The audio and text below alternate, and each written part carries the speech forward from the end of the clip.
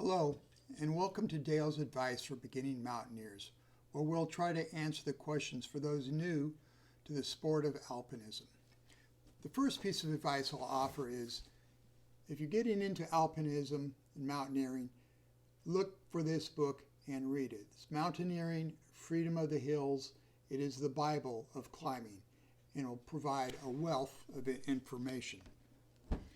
Now, we're going to discuss the major items of equipment that an alpinist would use to summit, say, the Cascade Peaks. The first item is the ice axe. It is a tool used to stop or arrest a fall or a slip on a snowfield or a glacier. What you want is a steel head.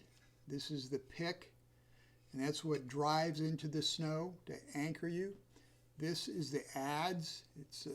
Think of it as a shovel, and you can use it to dig steps or chop ice. It has an aluminum shaft.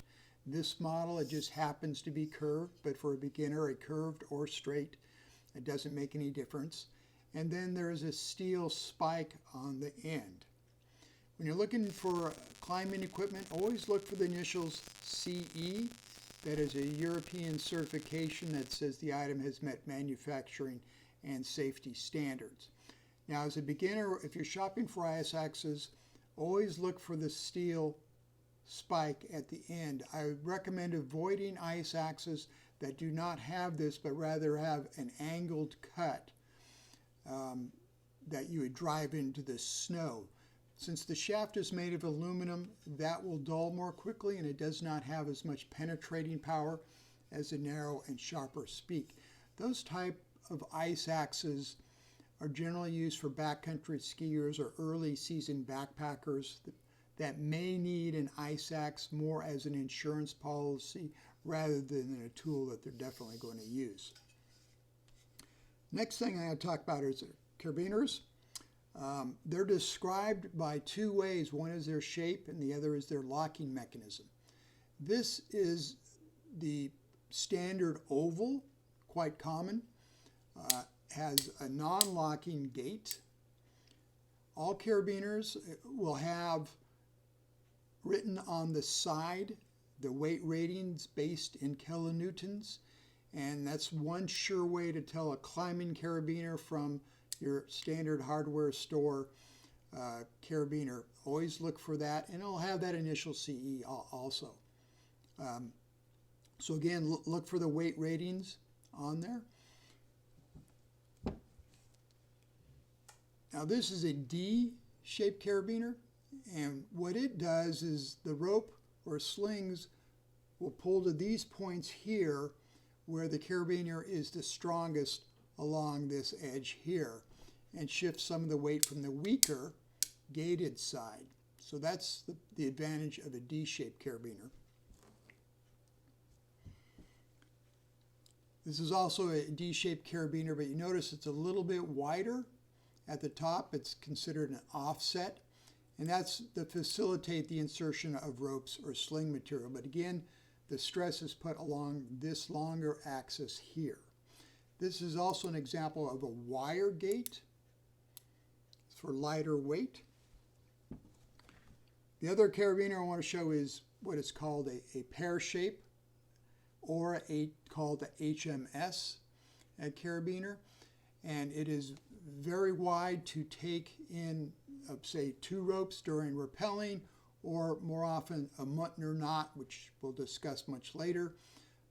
What the wide end, it does not pinch the rope, as opposed to if you try to run 2 lines or put a Muntner knot in here, the sides of the carabiner would tend to jam it up. As I mentioned, the other way to describe carabiners is their mechanism, whether locking or non-locking. This is a locker. You can see the red means it's open. You screw it up, cover up the red, and then you know it's locked. There are other locking devices. Some are automatic, or just take one twist or a squeeze and they'll open. And again, the non-locking, no device there. So that's your standard carabiners. Next thing I'm going to talk about is crampons, and I just have the boot on this crampon for illustration purpose.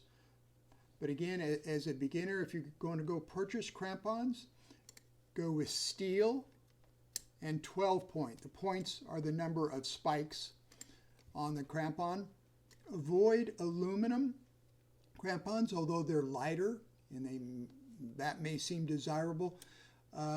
They're less durable if you're walking on rock. They tend to dull quickly and actually bend. Those aluminum crampons are really, again, designed for backcountry skiers or early season backpackers who may need a crampon to cross a snowfield or a snowy pass, but with no intention of walking across rock.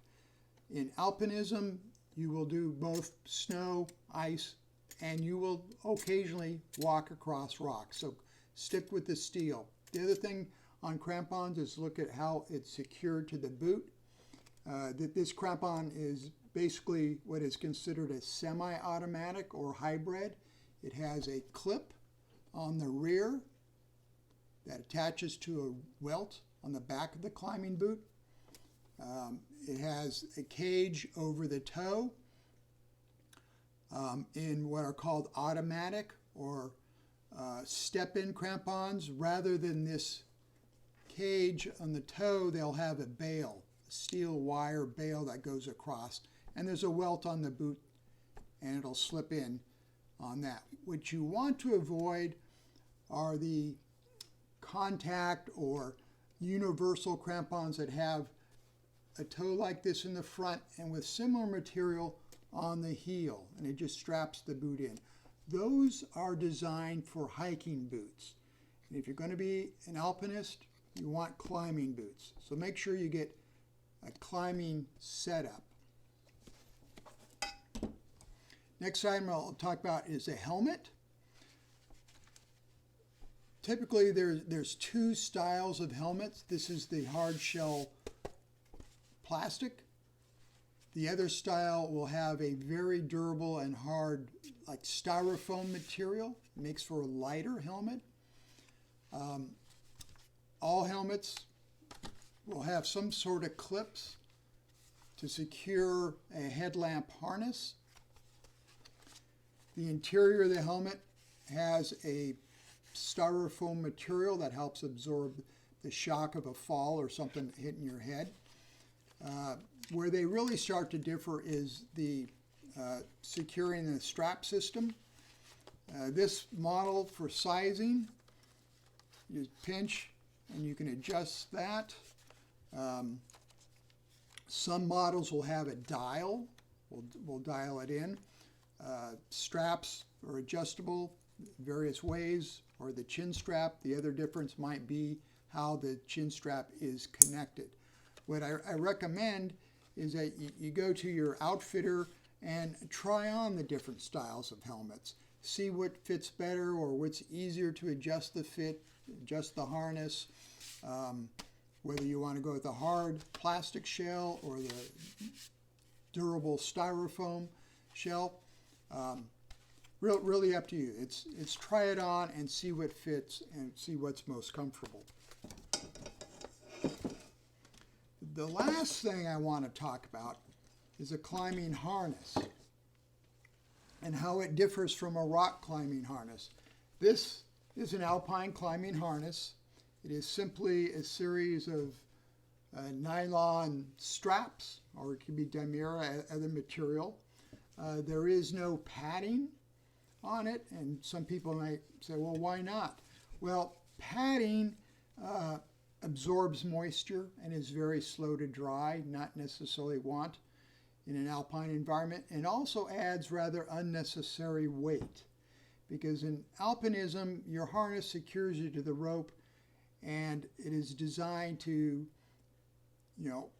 stop a fall or a slide. Whereas rock climbing harnesses, a fall there will have much more G-force, and therefore the padding is desirable.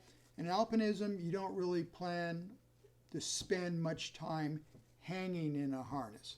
So all that padding is really not necessary. The other thing about an alpine harness are the leg loops.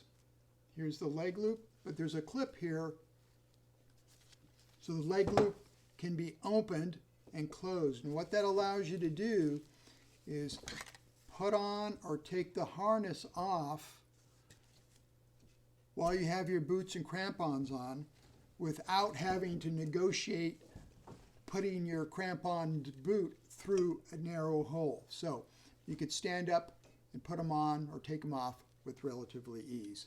So that covers the major items of climbing equipment. I hope you enjoyed this video. Be sure to like and subscribe and come back to Dale's advice for beginning mountaineers, and good climbing.